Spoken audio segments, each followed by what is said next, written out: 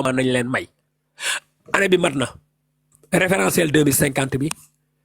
waaye léegi mu am beneen projet muy ban beneen projet bi muy tey le 17 novembre tey dimanche la tombé loon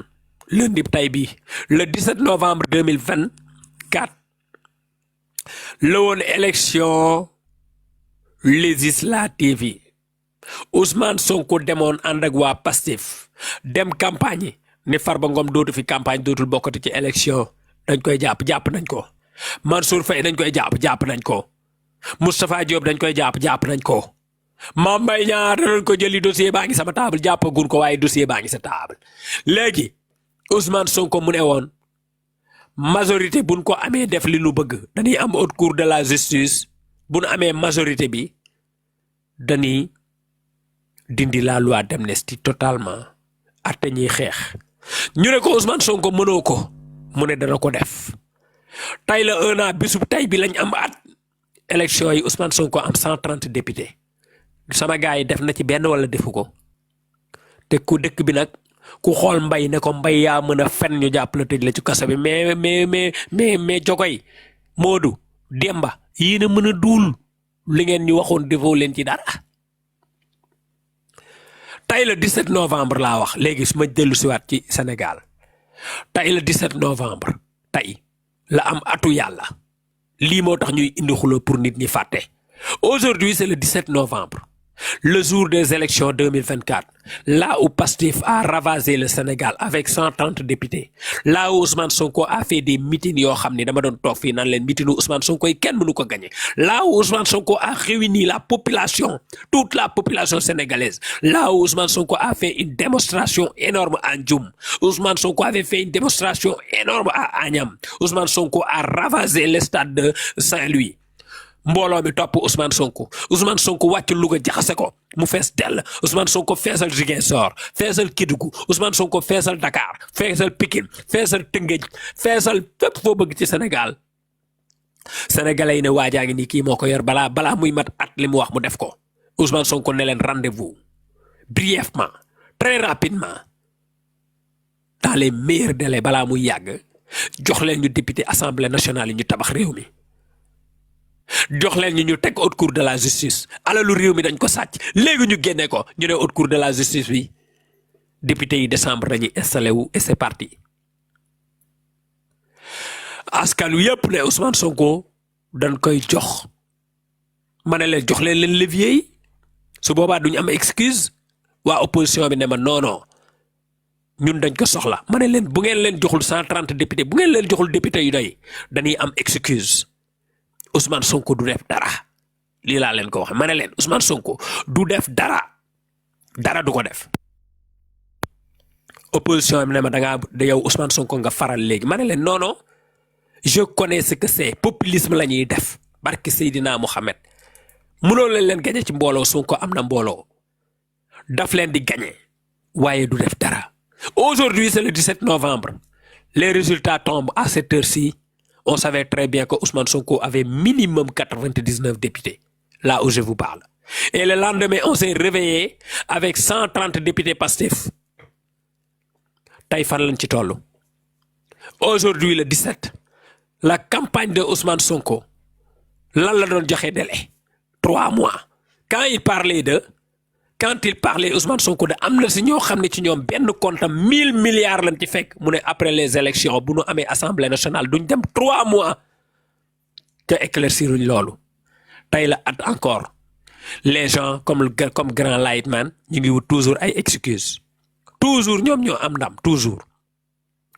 boo ko laajee léegi nee na essai c'est en marche voilà mooy li ma leen waxoon ne leen Pastef dañuy weranteeg yow indil la démb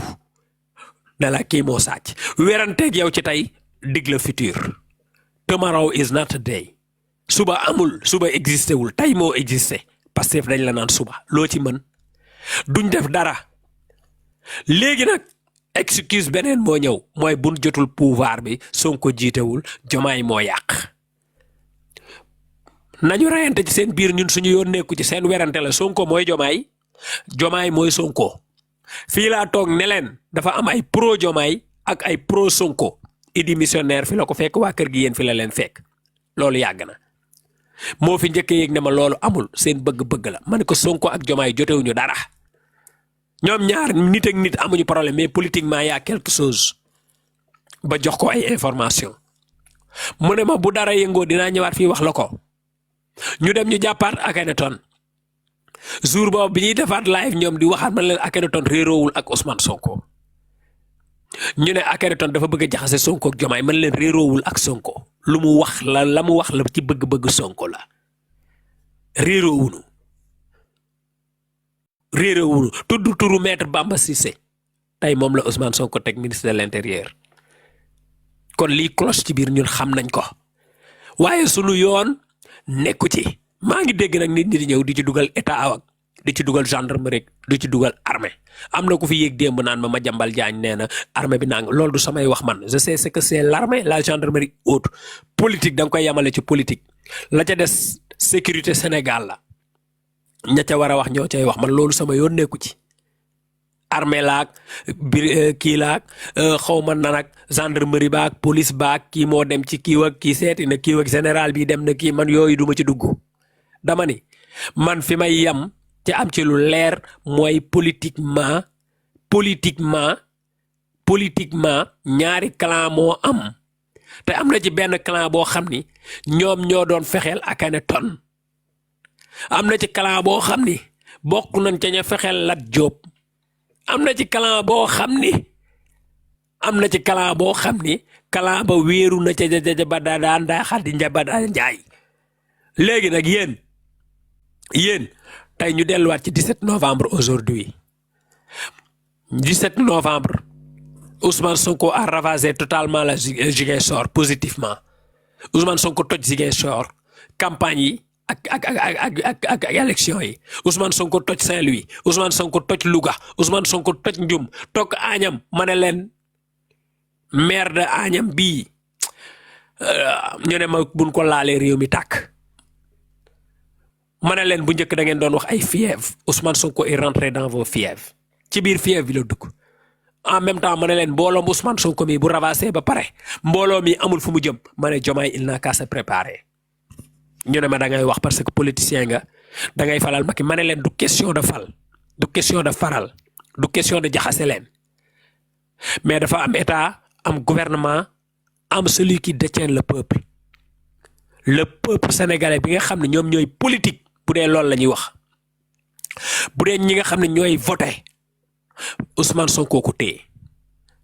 Diomaye Faye lan la téye état la téye li des ci population bi opposition bi ñoo ko téye Diomaye Faye fii laa toog ma ni ña doon défendre Macky Sall les républicains ñooy ëlbatikuwaat défendre le président de la république parce que kuy yii di mbëkkaate buñ gisul ku nu mbëkk seen bopp seen biir la ñuy mbëkkante te opposition bi benn leader moo fi taxawoon bu mën a opposé wu dañ ko sonal ci en tant que président mu génn dem yoonam toog Maroc partem jaxasoo te parti boobu pour man existé tul pour man depuis le départ pour man APR c'est fini ça sama conviction la man sama xalaat la pardon sama xalaat la pour man APR c'est fini pour mu leer léegi nag kan la fi Ousmane Sonko desal muy Diomaye Faye ñaari risque am ci nag ba ñett mbaa ñeent benn risque bi mooy ñu koy fawee ba far jàmmaarloo ci seen biir buñ jàmmaarloo ci seen biir bii yoon y a pas d'amnistie te kenn du ko mën a àtte parce que ñaar ñu bokkoon parti la àndoon xeex Macky Sall su boobaa riposte état day am l'état dafa nekk un état compresseur Ousmane Sonko ba léegi ci biir état compresseur boobu la nekkoon bi Diomaye ñëwee nag ñoom ñoo téye état bi mais malheureusement état bi nu téye dañu commencé waat dugal seen loxo ci biir état bi ku ne dugal benn loxo ñuy seere ak beneen loxo bi parce que ñoom ñoo yor état Ousmane Sonko est le chef du gouvernement le chef des administrations Diomaye Faye est le chef d'état et le président de la république donc il est plus puissant bin fi waxee Sonko ni Diomaye bu génnee luñ ko faj loo mu faj ko man buñ ma tuddee du faj wax ba ni buñ mënul gouverner nañ ma bàyyi man ma gérer Diomaye bi mu génnee tontu Sonko tontu bu rafet mu am wax bu mu ci dugal mu ne boo demee dans notre constitution suñu premier ministre amu fa benn pouvoir amu ko fa lu néew sax amu ko fa ma génn fii ne leen Diomaye a donné une réponse d'un président de la République parce que fële ba muy wax dafa ni notre premier ministre ils ont pas assez de pouvoir sama njort mooy wàññi ci pouvoir président jox ko suma premier ministre Sonko bu ma sañoon siège bi muy toog moom laa ko njëkkoon a yéene bu ma sañoon ni ma toogee laa ko yéene je ferai tout pour qu'il soit président mu ne pouvoir yi mu am doyul dama bëgg sax dolli ko mais ban commencé lancente ay pic bi Diomaye bi Sonko génnee wax def conférence am boobu wax Diomaye bi mu génnee autrement la répondre ci biir réponse bi dafa am lum ci dugal muy lam ci dugal phrase la boo xam ni c'est la réplique de l'État muy ci sunu constitution premier ministre amu fa benn pouvoir boobu dafa doyalal pouvoir yi waxul damay génne pouvoir jox ko kam nam ko waxee woon ci wax ju njëkk ja bii dafa ni boo demee ci sunu constitution premier ministre amu fa benn pouvoir moment boobu c'était une semaine avant que le Ousmane Sonko waxoon ba ne buñ mënul doxal nan ma jox ma doxal ci heure bi daaw même chose Sonko taxawoon daan ne un état ne doit pas être faible foog ñu jël seen responsabilité wala ma jël ko ne ministre de la justice may chef am ku leen ni du politique da lay ni nax du poste politique su ma neexee ma ne ko defal mu def même période ci la Ndeye Khady Ndiaye génnoon daal di sotti Sonko ni Diomaye bu ma soxlaa ci moom xaalis léegi mu jox ma ko après ces trois paroles là Ousmane Sonko génnaat waxaat après te grand théâtre génnaat waxaat bi muy wax bi je crois que primature la nekkoon ñu teg ci une semaine Diomaye génn tontu Diomaye ba muy tontu na mu naroon a joxe Ousmane Sonko des pouvoirs ba ñuy xalaat vice-président ou autre bii yoon waxul ni dama koy jox yéene naa ko jox bëgg naa ko jox dañ ko war a jox dafa war a am ay pouvoir yu doy ndax ay pouvoir am dafa faible déedéet bii yoon dafa ñëw autrement comme s'il utilisait les mêmes phrases Diomaye Faye mais utiliser ko ak benn langage boo xam ne nii boo ko dégloo di nga xam li muy wax boo ba léegi kanamu Ousmane Sonko dafa changé dafa ni boo demee ci sunu constitution premier ministre amu fa benn pouvoir daawul tudd sunu constitution parce que sunu constitution c'est inchangeable c'est verrouillé Diomaye ñëw xamal ko ni ko yaa ngi naan nañ la bàyyi nga doxal loi yi ngay xëccoog yi ngay nangam boobu jour boobu ci lañ ne ci la affaire Ousmane Sonko définitive mu ñàkkoon fa lañ jouru kii bi la période bi ñu defee pas pour voir mais bref affaire Mame Mbaye Niang bi li mu joon fàtte naa moo bi Sonko génn mer Diomaye génn fii la ko tuddale fii la Diomaye tuddee constitution musu ko woon tuddal da doon wax rek pour suñu premier ministre dañ ko war a jox pouvoir yu doy yéene naa ko pouvoir yu doy dafa war a am pouvoir yu doy su ma sañoon siège bi ma toog man sax ni ma tànne ni ñu tenne wala ni ma fa toogee noonu laa bëgg mu toogee ko fi daka daan jox moom pouvoir mais bii yoon dafa ñëw xamal ko ne ko là où les choses se décident là où on a écrit les choses rabat d'arrêt merci beaucoup mon grand kakatar moo boobu laa fàtte rabat d'arrêt bi période boobu la léegi nag bii yoon dafa ñëw xamal ko ni ko te sunu constitution seetu leen boobu ba léegi kanamu Sonko day saxaar pourtant day ànd ak Diomaye ñoom ñaar bu ñu àndee ñuy nuyonte moom ak El Malick Ndiaye ak Diomaye ñuy def lépp kon peut-être ñetti nit ñi li ma leen ci wax mooy am mooy personne nit ak nit ils ont pas de problème mais là où on revient ce que Ousmane Diagne disait en tant que ministre de la justice di wax ci justice ci assemblée nationale bañ ni kii Sonko dina ko dàq daf ko bëgg a def loolu mënul def mais aujourd'hui même ñu teg Aminata Fall ou quelque chose bàjjan la ça ne changera pas grand chose à part répliquer ci ñenn ñi nga xam ni c'est flagrant délit ainsi de suite ku saaga ku def nii ñu jàpp tëj mais ça va pas changer grand chose là-bas Ousmane Sonko lenn moo ko mën a tax a bokk ci suñuy élection mooy mu jubóog Diomaye ñu jaarale ko ci yoon lii moo tax Ousmane Sonko ñëw Diomaye ñëwoon ni ko même période bi même semaine bi boobu nag am na beneen coow bu xewoon ba nga xam ne nit ñi prêté wu ñu ci attention Diomaye ni ko ci sunu constitution premier ministre amu fa benn pouvoir fa la tëjee wax ji boobu ba léegi Sonko mooy génnaat di wax Diomaye waxul parce que ci sunu constitution kenn mënu faa changer dara mooy lan nga fa mën a changer ba Ousmane Sonko am ay pouvoir décider ci état li muy décider ci état mooy liñ ko jox un homme qui est notre premier ministre, le chef du gouvernement et le chef des administrations. Le chef des administrations ne veut pas dire que tu peux manipuler les textes selon les lois. Mënoo changer article, mënoo changer constitution, mënoo def lenn lu ñu mayewul ci constitution bi. Koo fi jàpp tamit ba dugal ko ci ay article lañ koy àttee. Lu ko waral mooy même si les procureurs ne sont pas indépendants, ou si les procureurs doivent rendre compte ou doivent décider sur les besoins du ministre de la Justice, une fois qu'il y aura jugement, les juges sont indépendants. Et les juges vont juger selon les faits et les articles rapportés et ils vont juger à leur ultime conviction. Kon koo ci yóbbu ba ca cappaandaw ga tamit danga koy libérer proprement kon lenn nga mën di def ministre de la justice ou pôle des finances ou quoi ki mu mënta doon seen biir gouvernement la ñu jaar xool lu leen doyul wala lenn ku la ci neex nga yóbbu dossier boo yóbboo dossier le procureur est le maître des poursuites ou le procureur des finances wala le procureur général ainsi de suite nga jàppalu nit boo jàppaloo nit mandat dépôt on fait des enquêtes enquêtal ba 3 ans bu dee crime la 4 ans 5 ans loola neex bu doon crime la mais ci jiim kese ngay yam parce que fële ci constitution bi mayu ñu la fa doole boobu. D'où la phrase de Diomaye Faye est très importante muy premier ministre ci suñu constitution amu fa benn pouvoir parce que c'est Diomaye Faye le chef de l'exécutif c'est lui l'exécutif pardon c'est lui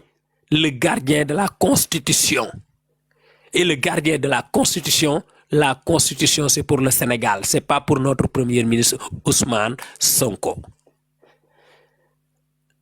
Phrase Diomaye ñëw tege ñin fi jàpp ñëpp ñu gis Jérôme Bandiaky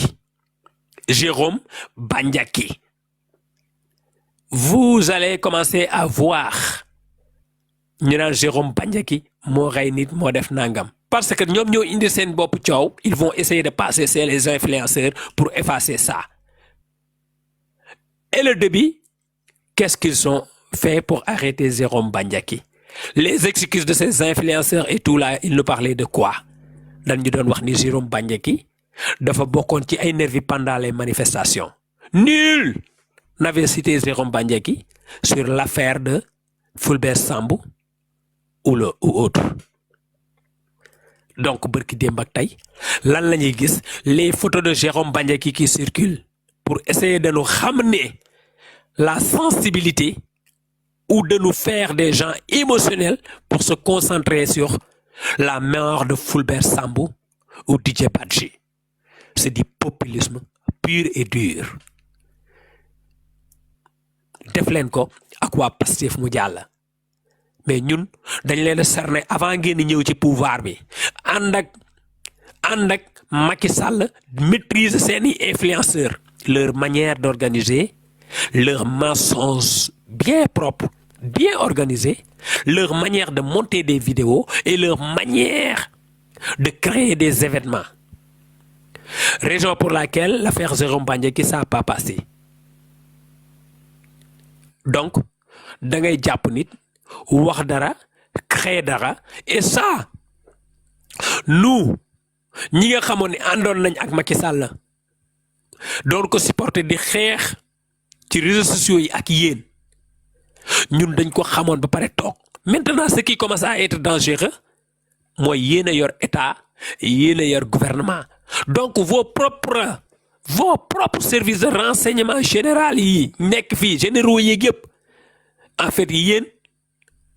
yéenay renseigné wu ci yéen yéenay renseigné wu ci yéen parce que le danger est parmi vous. Le danger est parmi vous. Le con, il ne sait pas qu'il est con. Le con, pour lui, c'est son voisin qui est con. Mais du moment que le con doit décider, là, il va chercher un con. Parce qu'il a place de celui qu'il pensait qu'il était con. Maintenant, c'est l'événement qui se passe. Comme le fou, il ne sait pas qu'il est fou. Le fou, on lui dit que tu es fou. Il te dit que tu es fou. Mais une fois que c'est le fou qui doit préparer le repas. C'est là où le fou va chercher qui va l'aider pour préparer le repas. Et jusqu'à là, il ne va pas accepter qu'il est fou. Il ne va pas l'accepter. Il va poser la marmite et il va attendre. Il pose la marmite et il attend. Et le fou, il prépare le repas. Ben, il va cuire. Attendez. J'ai la marmite là. Eh bien, tu n'oseras pas lui donner l'allumette pour qu'il allume le feu. Sinon, il va brûler toute la maison. Ah, maintenant, on a un fou. On lui a donné la marmite, mais on n'ose pas lui donner le briquet. Allez, donnez-lui le briquet. Donnez-lui le briquet. Donnez-lui l'allumette et que vous allez voir. On avait piqué l'allumette. On l'a dit que tu as l'allumette, tu vas brûler la maison. Il a dit non, je ne vais pas la brûler. Vous êtes des fous, vous êtes des malades, vous êtes des méchants. On a arraché l'allumette sur le fou. Et on a dit qui veut prendre l'allumette maintenant pour préparer le repas. Moi, Macky Sall, je ne vais pas préparer le repas. J'ai pris l'allumette. L'essence est là par contre. La maison est inondée de l'essence. Qui peut être prudent pour préparer le repas pour tous les Sénégalais? Tout le monde dit que non, le fou, il n'avait pas l'allumette.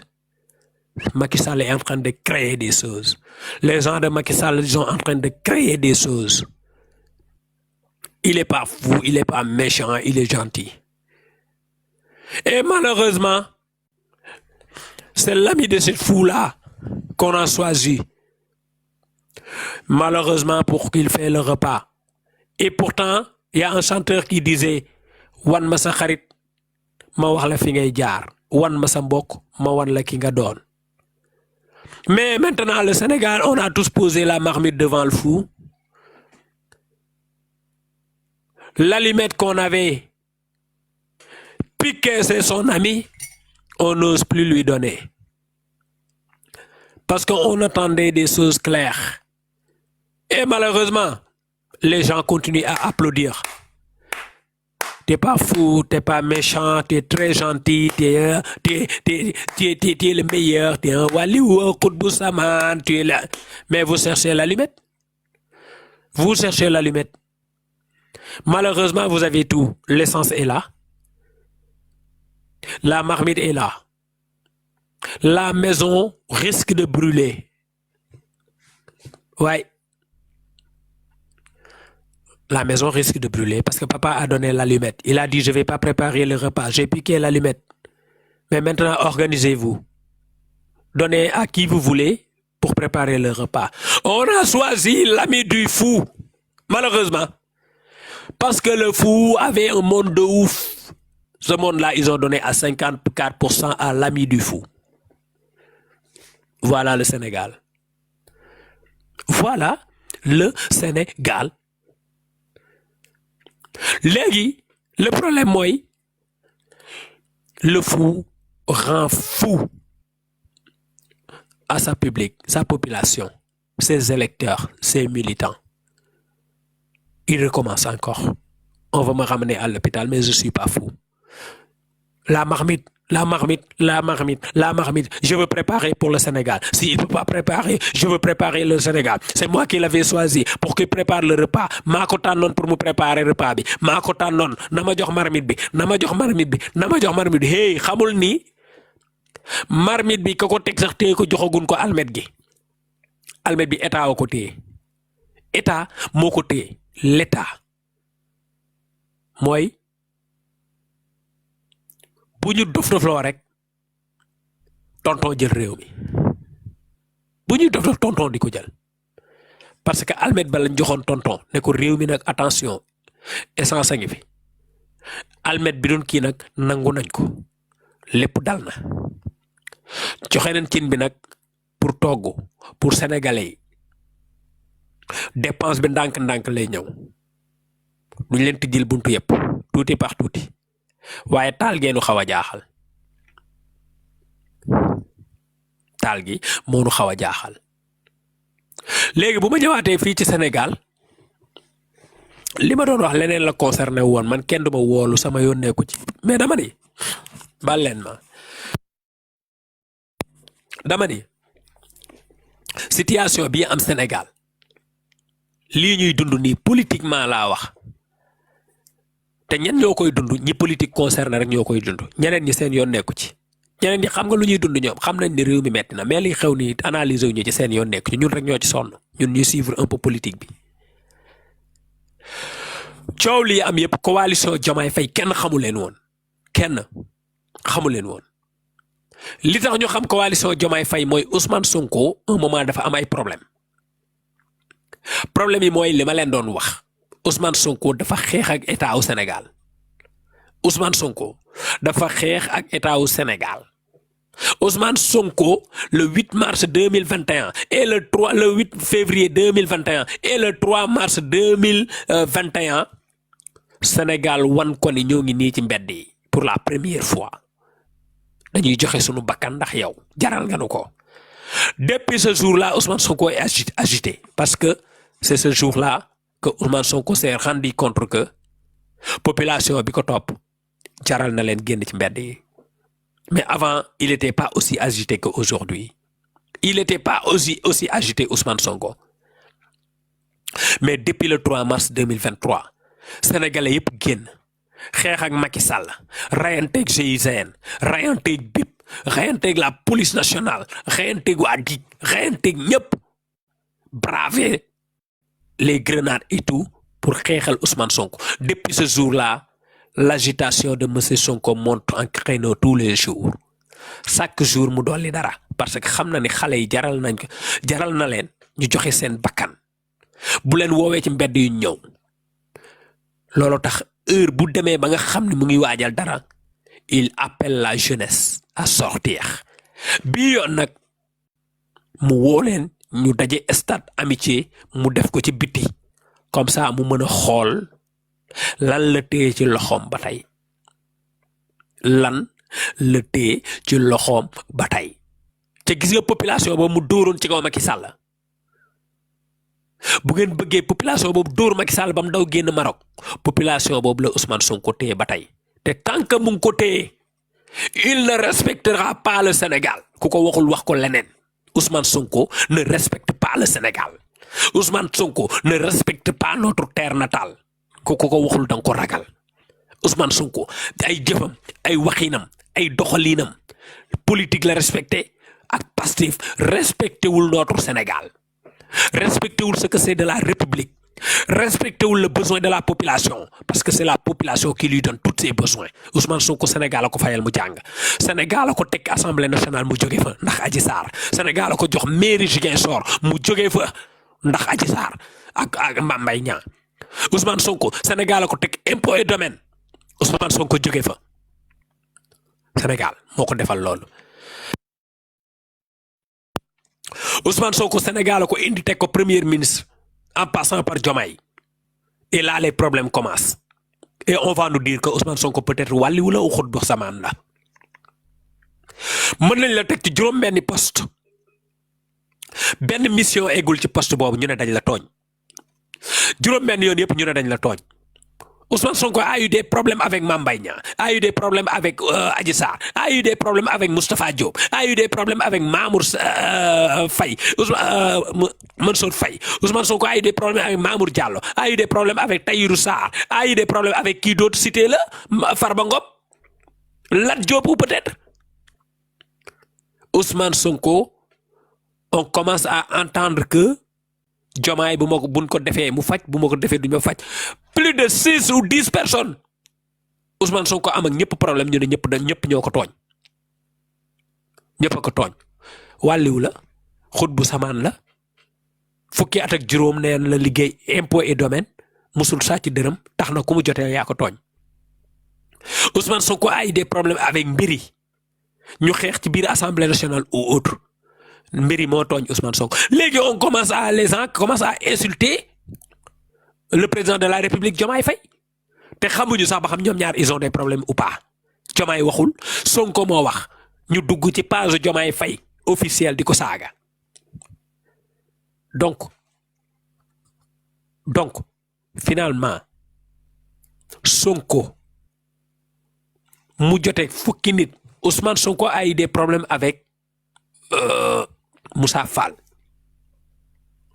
Ousmane Sonko a eu des problèmes avec Maham Diallo le doyen et le juge Maham Diallo Ousmane Sonko a eu des problèmes avec le doyen des juges Samba Sall bi décédé waa Pastef taf ko parce que moo hérité woon le premier dossier moo hérité woon le dossier de Ousmane Sonko et Adji Sarr moom moo placé Ousmane Sonko sous contrôle judiciaire ñu teg ci 3 mois ou 2 mois mu gaañu Pastef taf ko di ko saaga ndey kooku mooy ku sell ki Sonko mooy ku sell ki kon léegi Sonko moom ku sell la Sonko bonul ñi ko topp ñooy def lu leen neex parce que gisuma fenn Sonko taf comment ça s'appelle Samba Sall di ko saaga gisuma ko musuma ko gis kon Sonko dafa sell mais 54% yi ko topp sellu ñu de parce que yéenay saaga nit ñi yéenay saaga nit ñi kon nag yéen a war a xoolaat seen bopp ndax bu ngeen bëggee ñu ne Sonko dafa bëgg Sénégal vous allez pas réagir comme ça vous allez pas réagir autant parce que yéen a fal Sonko kon bu ngeen bonee Sonko la ñu naan moo bon kon finalement est-ce que Sonko ñi ko topp baax nañ gisuñu ñu def ngeen def lu baax Sonko bu dee liggéeyu réew mi ñu ko dénk defu fi dara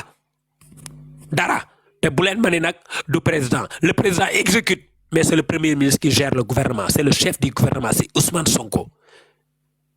kon bu réew mi doxul Ousmane Sonko la kan moo bind solution Ousmane Sonko la le premier projet qui a été vendu au peuple sénégalais c'est Ousmane Sonko qui l'a écrit ça s'appelle solution proposée par Ousmane Sonko kon amul ni du président de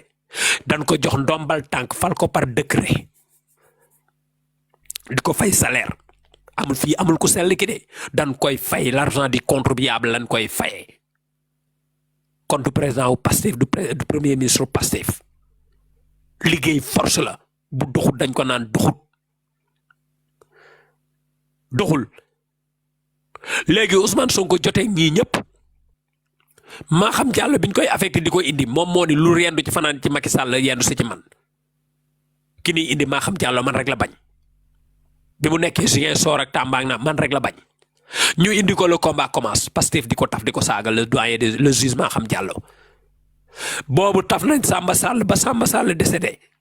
le doyen des juges Samba Sall ba mu décédé eggalewul dossier bi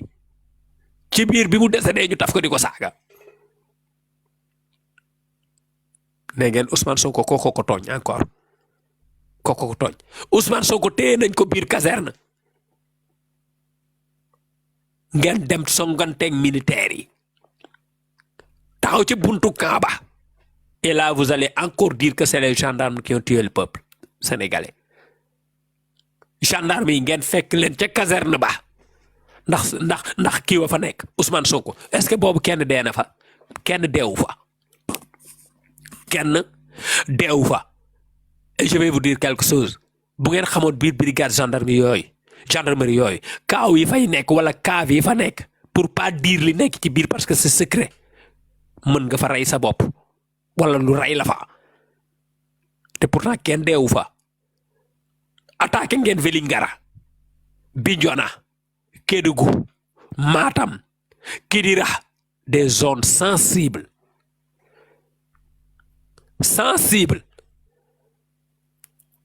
te est-ce que 81 morts yi ngeen wax foofu lañ deewee te pourtant foofu la arme di jóge foofu la bal di jóge foofu la pistolet di jóge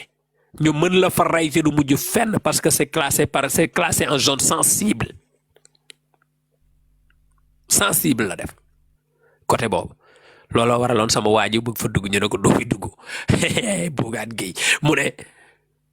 vous allez dire à vos hiérarchies que Bougane sera ak Bougane nekkati Tamba lay mujj ca kaso ba yàlla baax na y a pas de problème waaye Ousmane Sonko man ci moom laay ñëw tey le Sonko là qu'on voit là moi c'est pas Ousmane Sonko que je connaissais en 2014 hein. c'est pas la même personne hein. Ousmane Sonko bii damaa yaakaar dañ koo weccee ci biir Cap Manuel bi ñu ko tëjee kaso am na ku ko weccee foofu de man Ousmane Sonko bii xàmmeewuma ko man xàmmeewuma ko de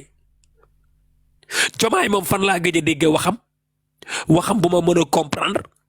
mooy ba mu taxawee buntu impôt et domaine waa police di ko jël si ne ko bonjour Diomaye mu ne bonjour ñu ne ko suivez-nous mu ne c'est qui ñu ne ko c'est la police mu ne c'est la police ñu ne ko oui ndogoogul collègue yi ñëw di ko jël mu ne leen laissez-moi partir avec eux s'il veut que je vais les suivre laissez-moi je vais les suivre wax boobu daal Diomaye wax na loo xam ni c'est démocratique c'est de la démocratie Diomaye dem falaa gëj a déggee waxu Diomaye bu ma mën a comprendre ba ma fi déggaatee waxam fa dem toog ak Maïmouna Nder naan ko toog ci TikTok bi internet bi nga tafaas gor di ko saaga suba ba ngoon loolu Maïmouna nga yaakaar ni normal loolu dina jeex ci dëkk bi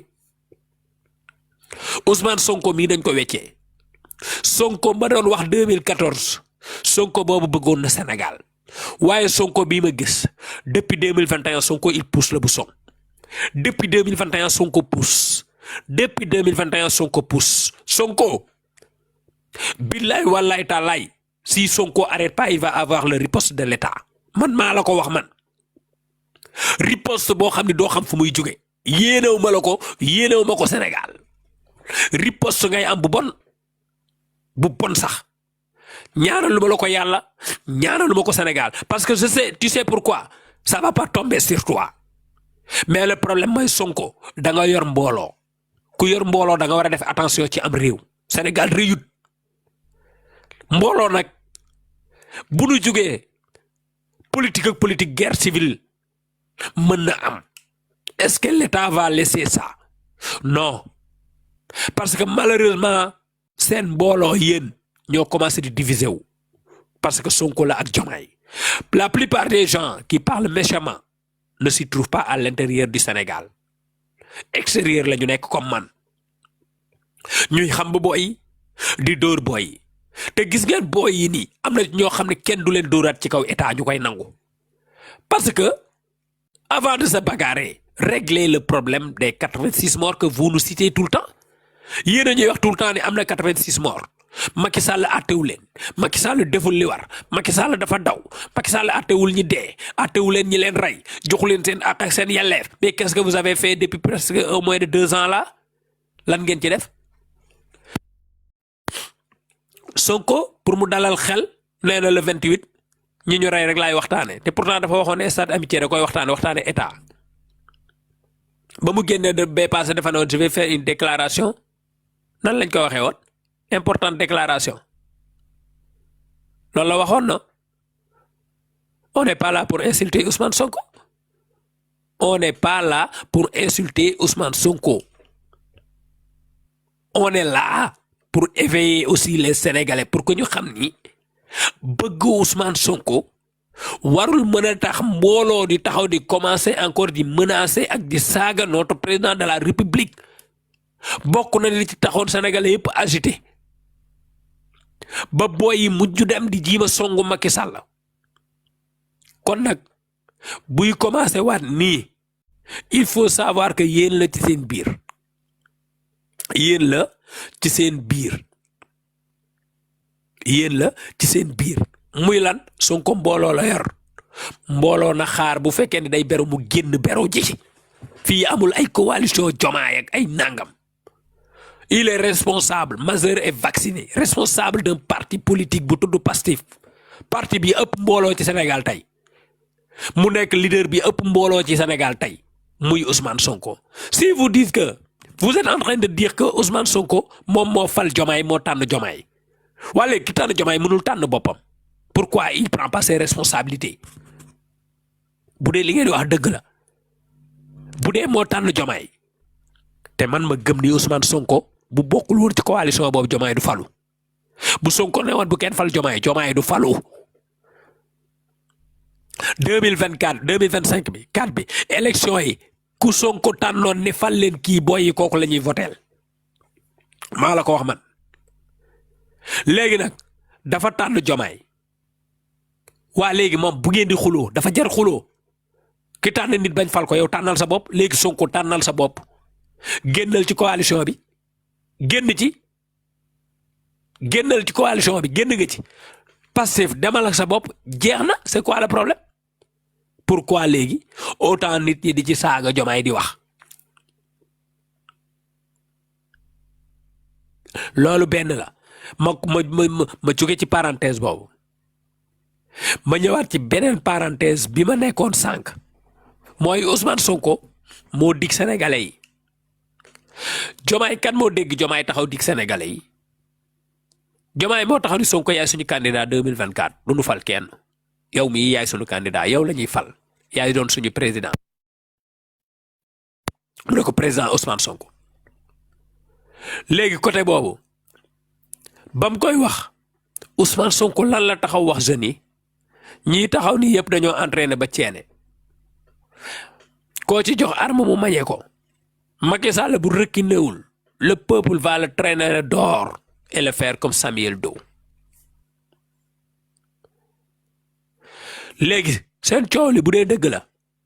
Sonko indexé gul Diomaye ba waxee noonu tuddagul Diomaye ba ni gat sa laa woote defagu ko donc pourquoi yéen ñi nga xam ne yéen a ni Sonko mu sell mi ngeen di topp lu mu wax loolu la Sonko daf leen waxagul dara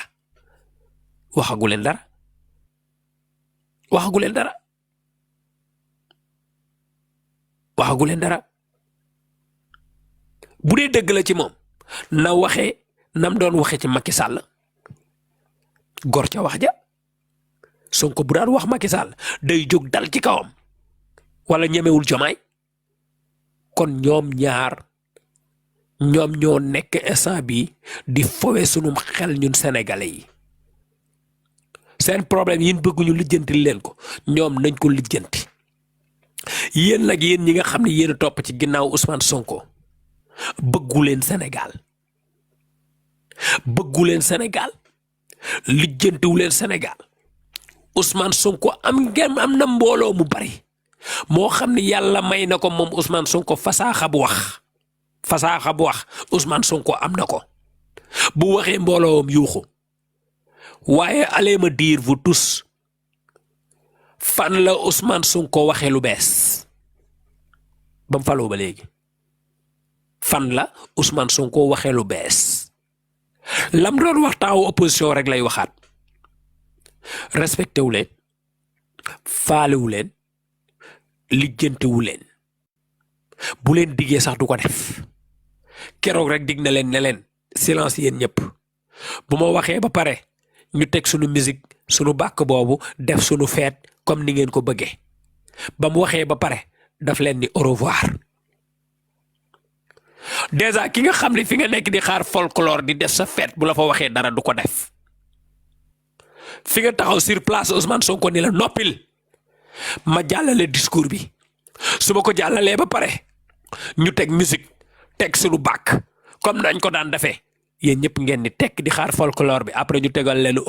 yee yaaw ngeen tëb di fecc di yuuxu naan ko Sonko yow la Sonko namoon nañ la wane seen bopp taal pétard yi yëkkati drapeau Pastef yëkkati photo yi def folklore kon nam leen ko doon waxee Sonko ba mu waxee ba pare daf leen ni au revoir foog ñu dem léegi wax leen ba foofu lan la fa Sonko wax lu mu waxul woon ba tax mu dajale leen foofu moo tax ma ne leen Sonko est le messie de la politique sénégalaise en ce moment ci politique la nekk ku nekk ci leneen yaa xam ne Sonko day politique la nekk te mu ngi politique opposition bi waaye mu ngi politique ale Diomaye mbooloo rek la bëggoon ñu génn mu gis leen lan la fa wax lu Sonko wax lu bees ñëw na fa nee na Aïda Mbodj mooy suñu président déggoon naa nangam ñu naan am na ku fay waaj a teg ñun lu ci suñu gàtt. Coalition Diomaye et l'État, c'est deux choses différentes. La coalition, c'est purement politique. La coalition n'est pas étatique. La coalition, c'est pour aller aux élections. Fan la élection yi toll lu ci suñu yoon. Et coalition Diomaye, pour parler de coalition Diomaye, ñoom la ñuy réunion ñoo koy réunion ci seen biir wala ñu waxe ko ci biir siège ba ku ñu décider lu ci suñu yoon. 2 jours après, on nous a dit que Diomaye Faye a élu Mimi Touré par décret pour la coalition Diomaye Faye. Fan la ñuy fare un président ou présidente d'une coalition par décret ci man réew si man réew parti politique ou coalition politique par décret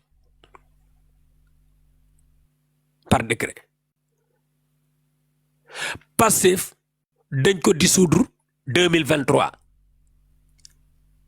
demul élection présidentielle heure bii daaw Pastef moo dem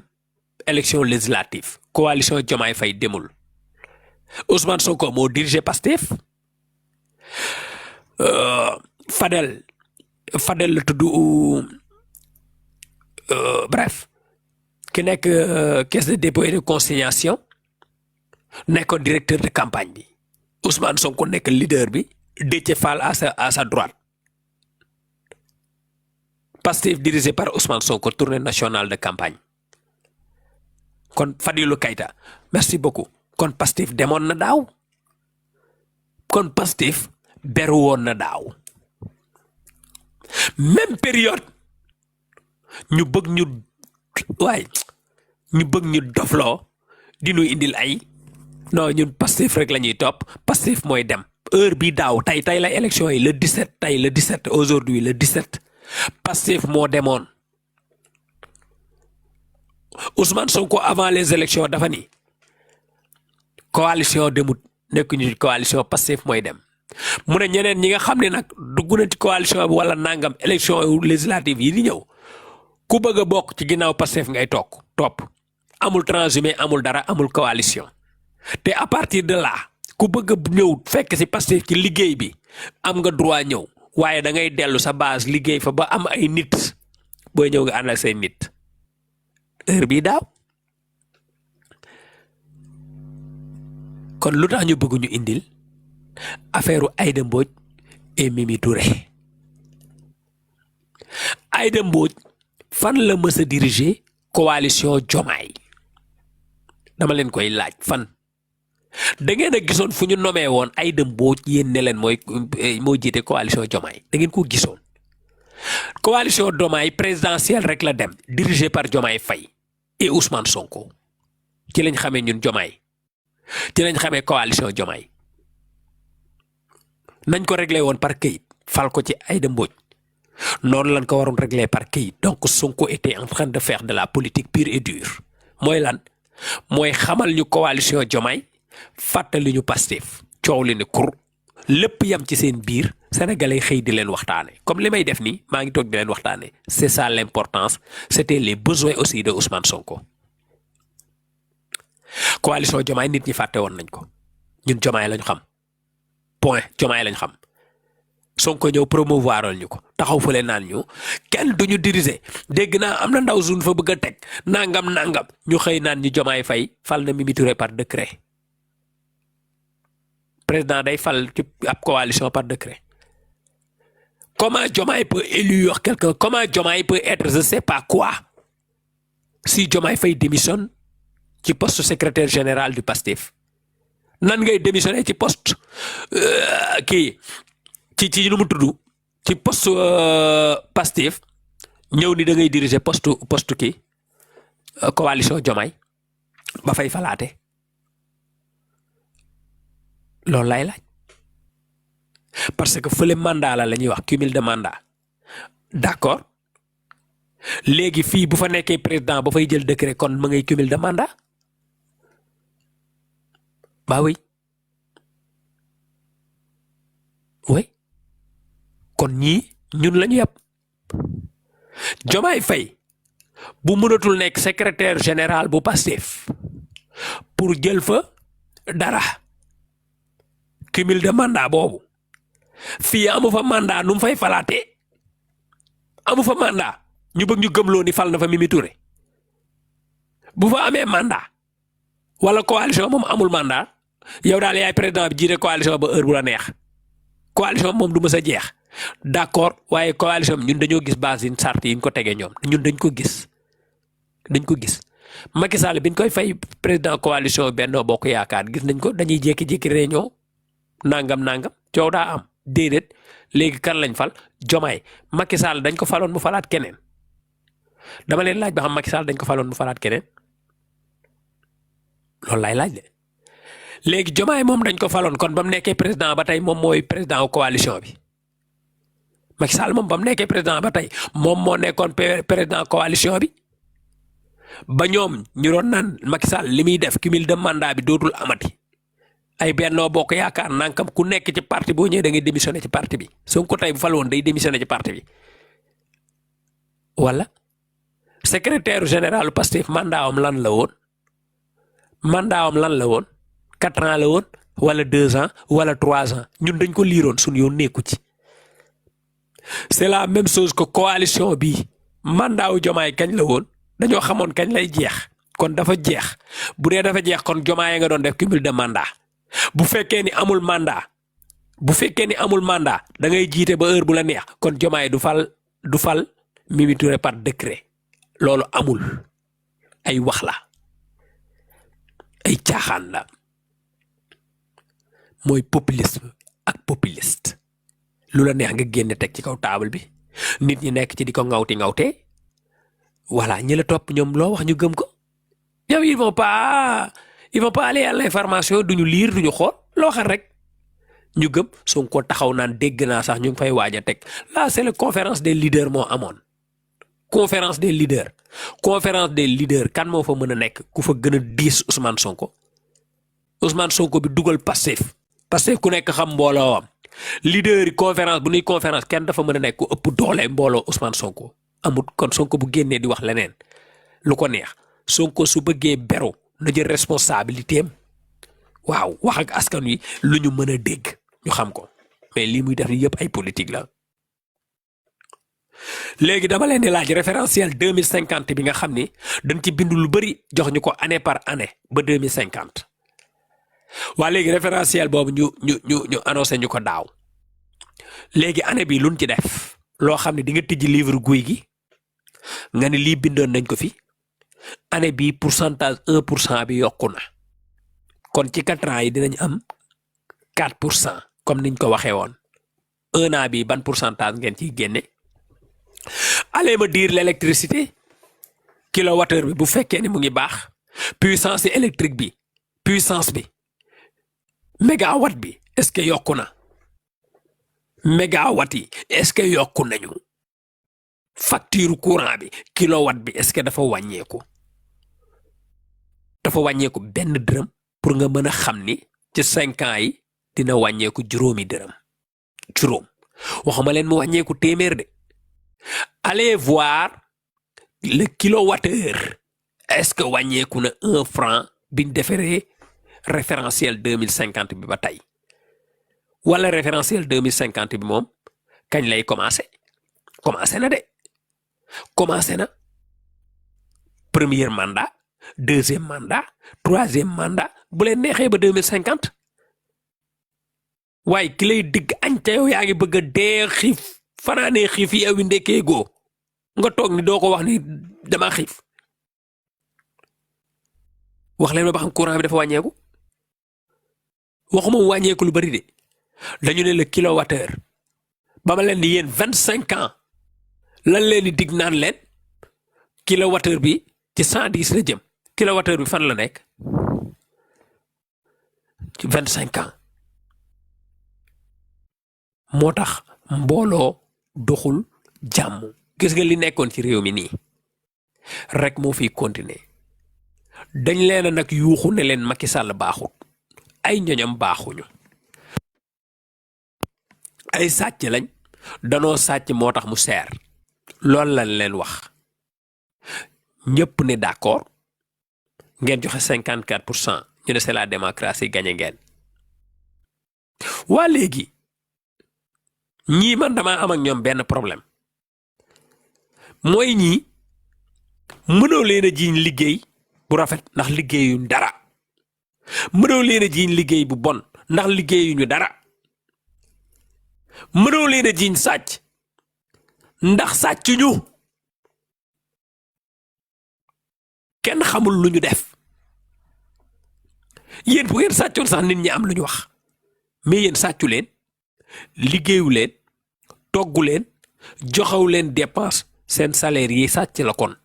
riba la ala riba saaku dëtt ak deret yàlla bu mu leen jég waaw ñu di leen fay sàccu leen liggéeyu leen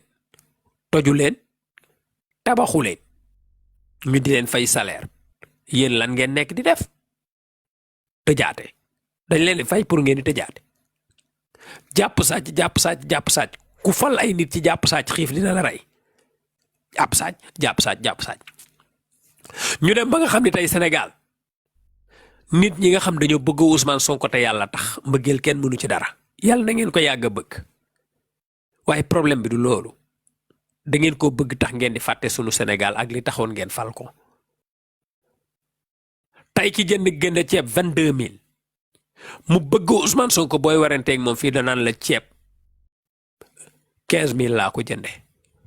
quelle honte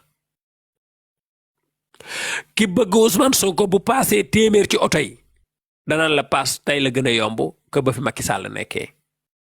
ca xam na ni tey téeméer la paas te pourtant xëy na paas boobu moom la fi Macky Sall bàyyi wala sax diggante bi dafay yokk loolu du ak ngor pourtant xam nga lan moo gën a garaaw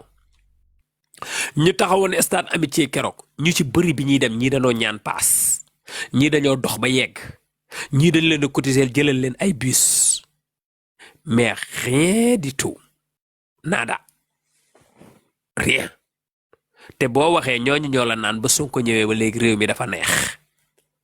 réew mi dafa neex ngay wax te yow stade amitié ak Kër Mbay Fall amoo paasam daaw amoo woon paasam jouru élection yi ba ko Sonko di campagne amoo woon paasam Macky Sall ba mu fi nekkee amoo woon paasam nga di woon Macky Sall la taxoon awma paas ñaari at a ngi nii Sonko ngi woote fu mu woote nga dem ca dañ lay paasal wala nga dugg ci live yi di ñaan paas pourtant bi nga daan ñaan paas da nga doon naan réew mi dafa Macky réew mi dafa bon waaye waa ji muus doon un grand politicien ñëw cerne la ne la li nekk ci réew mi yëpp dañ ko sàcc waa gars yi alal bu nu sàcc est-ce que dafay tax réew metti déedéet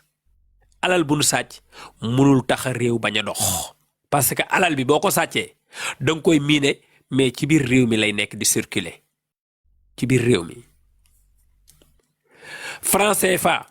par la force ci Sénégal lay circuler mënul circuler Europe boo ko joxee ci aéroport wala ci benn banque ñu defal la ko euro danga koy yor en euro ci Sénégal ci Europe mais franc CFA ba biir Sénégal lay des kon gars yi bu nu sàccee ay chiffres la ñu sàcc waaye xaalis baa ngi biir Sénégal ñi war a circuler xaalis bi ñoo ko circulerul Sonko ak Jomaay ñoo mënul Sonko moo war a def remaniement wala mu démissionner Jomaay fal Mimi Touré Mimi Touré jël gouvernement am teg ñu doxal lii mooy dëgg Farba Ngom bu sàccee 48000 milliards 48000 milliards la en franc CFA la ca mu ngi dox ci biir réew mi bu leen modérateur yi miite wul rek ma miite leen nee naa leen politique kenn duma ci waxtaane tey kenn ca kenn duma divertir seen baay mooy wax toog leen ngeen déglu suma yaram dafa tàng jër tey bu may wax kenn du wax waxtaanuma kenn damay waxtaan ba pare yéegal suma waa kër ñu waxtaane leneen jënd ak jaay maa la ko wax en matière de politique je ne discute pas avec vous sama waa kër bu ñuy waxtaan ci politique ma wax ak ñoom bu ma gisee koo xam ne day waxtaan ci politique normal léeg-léeg ma dugal suma baat taisez-vous calmez-vous fermez vos bouches c'est moi qui parle et moi quand je parle je m'adresse à Ousmane Sonko directement mais pas à vous les suiveurs j'ai pas de leader j'ai pas de parti politique je m'en fous xam nga ku may waxal Ousmane Sonko mi nga xam ne moo nu jiite nekk sunu premier ministre te ba léegi déggu leen ma saaga ko je parle respect laay waxee ak moom ba mu nekk fi saaga ñu noq la ba léegi saagaatuma man taluma ku ma noq man kay boo ma waxee defal ma def waaye du tere dama lay wax yow it nga def bu réew mi neexee ma toog fii tagg Ousmane Sonko su ngeen bëggee tous les jeudis ñu programmé ko ngeen ñëw waa Pastef ma di leen wax lépp lu positif ci Ousmane Sonko barki yàlla di ngeen kontaan billaay di ngeen kontaan jàppal leen ma jour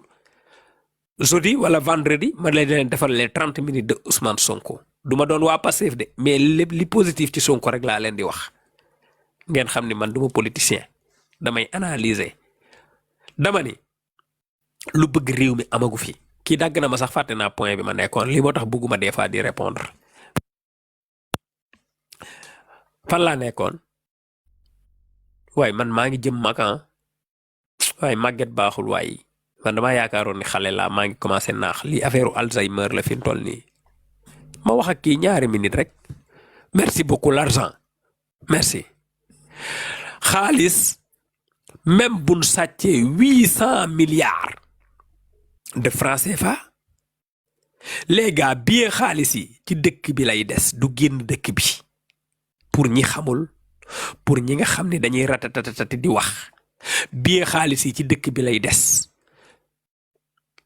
bien xaalis yi ci dëkk bi lay des gars yi damay afficher sama parfum de chambre yi dama am ay parfum de chambre yu may jaay benn 4000 francs 76 435 nuñ koy tuddee 97 46 ku bëgg a valider nga jënd foofu ku bëgg a valider nga valider ma indil la say parfum de chambre Sénégal laa koy jaayee parfum de chambre yi boo ko nee pës ci néeg léegi mu jeex nag lu ci nekk ñaari yoon lañ koy génne après marchandise buy demaat leneen mooy demaat waaw leneen la ñuy jaayaat dama ne léegi parfum de chambre yi photo bi ma yoroon foofu leerul dama leen bëgg indi beneen photo bu leer tuuti sama waa kër gi keroog ñoo ko songu jënd ko lépp léegi nag mu am lu demaat par photo yi nag leerul ngeen baal ma parce que xam naa lu tax et puis c'est normal parfum yi daal en tout cas ku ko ñam parfum de chambre yi boo ci diwee defee benn yoon sa néeg toogal 3 jours pour defaat bu xeet bi demee barki yàlla bu la neexee bul fay def ko sa néeg nga tëj ko xeet bi fa lay des leer na léegi xaalis ma ni boo ko kiiwee boo ko sàccee modification laa bëgg a def te affaire bi bañ ngeen baal ma rek parce que dañ ma envoyé message en même temps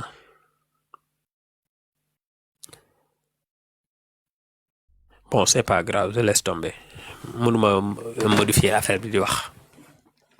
xaalis buñ ko sàccee dugal ko ci réew ma ngi koy dugal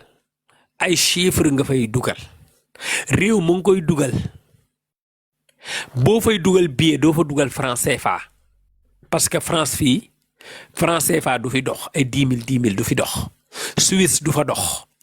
Angleterre du fa dox amul réew mu muy dox kon xaalis ba ma nga biir Sénégal waaye chiffre yi moo génn nga convertir ko en euro waaye Sénégal le problème mooy nit ñi dañoo jotatul xaalis lii la nit ñi di wax ak Ousmane Sonko ak Diomaye tey nañ wax ni Macky Sall 18 000 milliards la fi bàyyi tey bu doon dëgg la waaye ñun moom la muy lijjanti moom ak Macky Sall ak gouvernement wu Macky Sall loolu ñoom état waaye sénégalais yi li ñu bëgg mooy économie Sénégal bi organisé wu xaalis Sénégal bi organisé wu xam nga lu tax ma ne leen xaalis bi billet yaa ngi ci biir xool leen ces gens là Mame Ndiaye Savon Mama Vulgaire et autres bu nuy jaay ñiy jënd si ñëpp ñu ci bëri ku wéevul dina am ñuy jënd wéev de waaye tey ñu ci bëri dañuy indi ay billet léegi billet yooyu ñenn ñi di jot ñenn ñi jotuñu ci lii moo mettil réew mi la circulation des billets d'argent il faut que les Sénégalais ont accès sur l'argent facilement muy lan muy ci côté Wave wala beneen côté xaalis moo manqué ci réew mi xaalis moo manqué ci réew mi business bi organisation Sonko liggéeyal bàyyil wax ji mais Sonko wax lay def ak noppi pas travailler wax noppi pas travailler léegi nag gars yi ma xool heure bi fu mu toll parce que nag du ma def 3 heures def naa 1h42 de politique ma daggal li ci des ba suba ñu wax ci wala man damaa xamul ñiy def seen demande ñëpp demande yi pour lan la